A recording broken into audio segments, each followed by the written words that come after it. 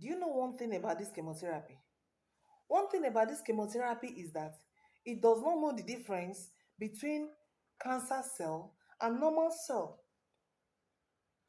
When the reason they give people chemotherapy is for the chemotherapy to destroy or kill cancer cells in that person's body, in that patient's body.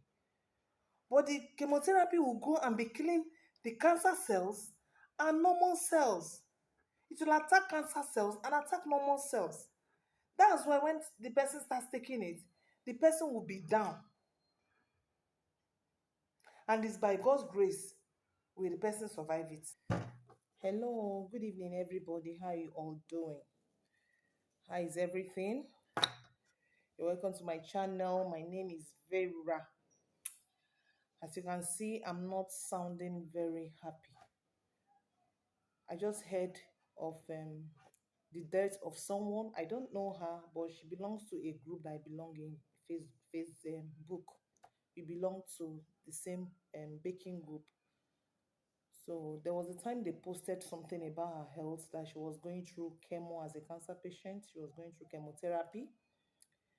And then before I saw that her post, I saw one too that in another group. So in another group, I saw a post too about a patient, a cancer patient who was already going through chemo. I think they were asking for prayers for her. I made a comment. I told her, I wrote that the sister, it was the sister that wrote that, posted the stuff. I told her that she should tell her sister to stop chemo if she will agree. Why I said if she will agree is because it's not easy to get someone to stop chemotherapy when the person is already doing it, or even it's not easy to convince someone that wants to do chemotherapy not to do it. It's not easy at all. That's why at times I see some cancer posts about someone that is sick. I won't comment because what I'm just going to say is that okay, stop the chemo.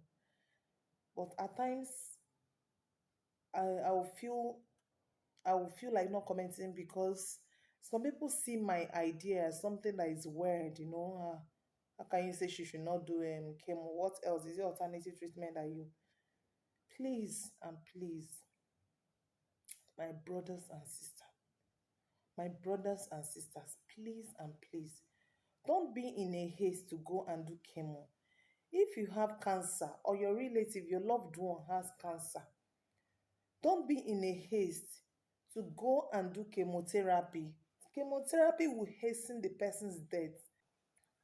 Yes, we know that cancer is dangerous. We know it's deadly.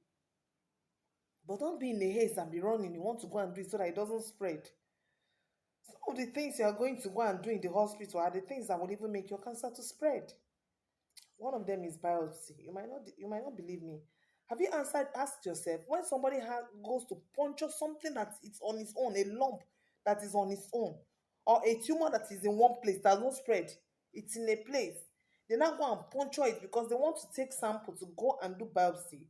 You do not think of the water of that tumor or the blood or something spreading. The cancer cell will spread. Just you don't even need any science to prove this. When you keep something that is like that, go and punch when as far as it's not blocked, as far as it has blood and water in it, as far as it's something that can spread. Once they go and puncture it, take it small because they want to do biopsy. That thing will spread. Just go and think about it. Some of these things that we're doing harms us. Don't be in a haste to go and do chemotherapy. Sit down and think and ask yourself, what's next? It's not everybody that survives after doing chemotherapy. Probably it's about 10 to 20, if at all it's up to 20% of people that are doing chemotherapy that are surviving it.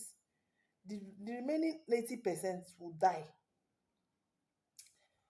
But if you want to do alternative treatments, you want to change your lifestyle and some of the things I've been preaching about all this while, at least, at least 70% of those that practice it will live, if not more than. Because those people that will not live are those that did not practice it. Because it's not easy. You really have to discipline yourself before you can do those things I've been talking about. Please, my brothers and sisters, don't be in a haste. Some of these treatment, the effects are so bad. The effects are so dangerous. I've said this here before and I've written about it. It was the effect of treatment they gave my daughter. The treatment they gave her, it was the effect of that treatment that killed her. It was not the sickness that killed her. I think I said it in my story, how I escaped chemotherapy. I made mention of it. I took my daughter, she had ovarian cyst. I took her, they said they would give her injection. The ovarian cyst I know is the operation they use in doing it. They said they would give her injection. And I was happy, oh, it's even better instead of operation. I wanted to start putting her on some of the things that I used to take. But I gave her once, just a cup one day. One man now told me that this girl will not be able to cope. You really have to discipline yourself. How will she be able to cope? Because this thing I'm talking about, you won't lick ice cream, you won't eat meat, you won't do so many things, for a young girl.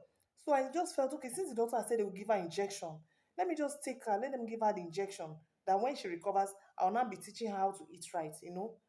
But unfortunately, my daughter never lived. The injection scattered her system. She started having convulsion. We then started treating convulsion instead of what's it called? Ovarian cyst. And at the end of the everything happened under 1 week, and I lost my daughter. A girl of 14 years. She would have been 16 now. She would have been in SS3 now. As at that 14, she was already cooking. I was already enjoying her. There was a day she told me, "Ah, mommy, for the past 1 month, you've not washed clothes." I said, "Yes, I'm enjoying my daughter." But she has started doing things. One day she was washing clothes. She said, "Ah, mommy, look how I'm washing this towel. It's so light in my hand." I told her, "Yes, because you are growing." And that was how I lost that girl. Please, let's be careful. Let us not always be in a haste to go and do chemotherapy. Once they tell you chemotherapy, you go and start doing. Think, please. You are not a dummy, Abi. How will I say it? You are not an illiterate too. You know, you can think, you can help yourself. Many people have gone through this chemo and they have died. Both rich people, big men and big women. They have gone through it and they have died after they have spent a lot of money. So why don't you try the other way around? Why don't you try that? Once they start this chemotherapy, your immune system will be down. You won't be able to do anything. But now that you can still walk, I'm always saying now that you can still walk, you can still move about. You can still manage to do exercise. You can still manage to swallow things. If you start chemotherapy, you might not be able to eat. Your appetite can go. Now that you can take some drugs, some supplements, you can exercise, you can eat the right food you're supposed to eat, do the necessary things, take fresh air. But when they go and dump the person in the hospital because the person is not taking chemotherapy, the person is now weak. They will not give the person a bed. Abi, what's it called? Admit the person. When the person is lying on the bed there, will the person be able to do anything for him or herself? He or she won't be able to do anything. Any injection they give you, you take. Whether they are using your body for experiment, you don't even know. Maybe there's a new cancer drug. They say, let's experiment this one on her. Let's see whether it will work. If it works, fine, you are lucky. If it does not work, the person is gone. They will say cancer has killed the person. They say, sorry, she could not make it. They will not tell you what they have done to the patients. When a doctor comes, like teaching hospital, like the one I was using, Loot, when a doctor comes and giving writes whatever he writes, a nurse comes and give injection in a metron, will you be asking them, what's the name of this drugs you've given me? What's the name of this injection you've given me? You will not ask them anything. You don't even know what they are giving you. If it works, fine. If it doesn't work, fine. But when you are at home, you'll be in charge of your health. There are some people that doesn't believe in what I'm talking about. They feel that cancer, all the food, diet, this one. Do you know how long I've been doing it? I should stay away from sugar. So when I stay away, I'll be fine. There's somebody that feels that what I'm talking about is where they don't believe. Even if you don't believe that it will not cure everything 100%, but it will keep you going. You'll be there for your kids. You'll be there for your husband. You'll be there for your wife. You'll be doing your normal business, going to your normal work. Not that you are bedridden, not that you are hospitalized, not that somebody is carrying you, helping you here and there. You might be managing it. If you are too weak to really face it squarely, face it massively, or maybe the way you are doing it is not working for you, or maybe you are in now stage 5 or stage 20 or stage 100, it has gone far. It's going to take a very long time for you to really come down. So to really get healed. So even if you don't get healed, as far as you are yourself, if you start doing this thing I'm talking about, you'll be fine. As far as you are yourself, you manage it. You start managing it like diabetes. It's better than you go and take what's it called? All these their treatments. and at the end of the day, the person will die. If you are the one that you are not selecting what you are eating, you know, even without cancer or non cancer, there's a particular age someone will go reach. You start managing your food, start knowing what to eat, start living certain things, and start embracing certain things and certain types of food. Please, let's help ourselves. Don't stop listening to all these doctors when they come with this, their chemo. Any small thing they will say chemotherapy. When I was doing my surgery, I didn't sleep. If you see the way we were discussing about one corpse there that died, they see human being, or how will I call it, as their tool, especially in all these teaching hospitals. Some private hospitals are still better, but those private hospitals, you know how much you spend to be there. I remember when I did one test. Is it ECG they call it? One test like that when I was having pain somewhere here. I did that test in a private hospital. I think I did it 25. Then then I went to Loot. I did it 2,000 naira. So you can see the difference. So please, this is just what I want to say. I don't have anything. I didn't plan to do this video today at all. I didn't plan. What I even wanted to do today was on relationship. What I wanted to do today, the topic is marriage a bondage or a bond? You can imagine after doing the surgery, and though I didn't do chemo, after doing the surgery, the lump later came back again. Even that time it came back, it was big. These are the things these things I've been preaching. You know them in other videos. I'm not here to talk about those ones. Those are the things I did, and the lump disappeared. That was what gingered me to come and be talking here.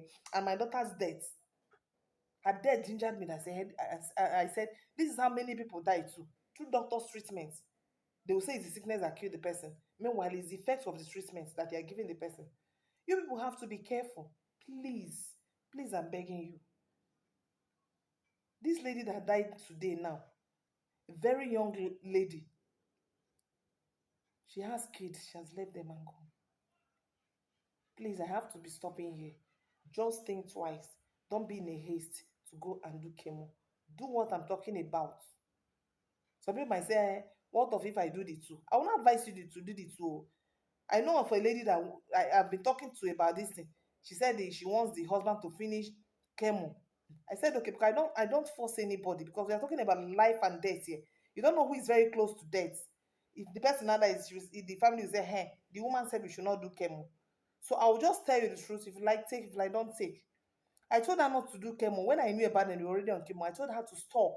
She refused. She finished the chemo. After the chemo has finished the man, dealt with the man, that was when they want to start doing a lifestyle change. When the man was not having appetite. When you're talking about lifestyle change, that what's it called? Exercise is included. Then with what you are going to be eating and swallowing, how can you be able to when the appetite is lost? But now that you still have appetite, now that you can still, control what you are eating, that is when you should be doing it. Thank you very much. I have to stop here. May the soul of that lady rest in peace. There's the other one too. She's doing chemo. I've commented that she should not do it. I don't know whether they will stop it or not. If they stop, fine. If they don't, good. All well and good. Thank you very much. I come your way next time. Let me not forget, subscribe to the channel just to support me. Please subscribe. Those my old subscribers, thank you very much for subscribing. If you are seeing me for the first time, just subscribe, comment, and hit the like button. Just give me a thumbs up like this, so that next time when I post, you'll be getting my um video. You'll be among those people that will see my video. Like I told you people, my video is about health, lifestyle, and relationship. I'm going to be talking about this cancer. I'm going to be dealing with it in this channel. And then I'm talking about relationship and every other thing that might be of interest to you. Thank you very much. Till I come your way next time. Bye.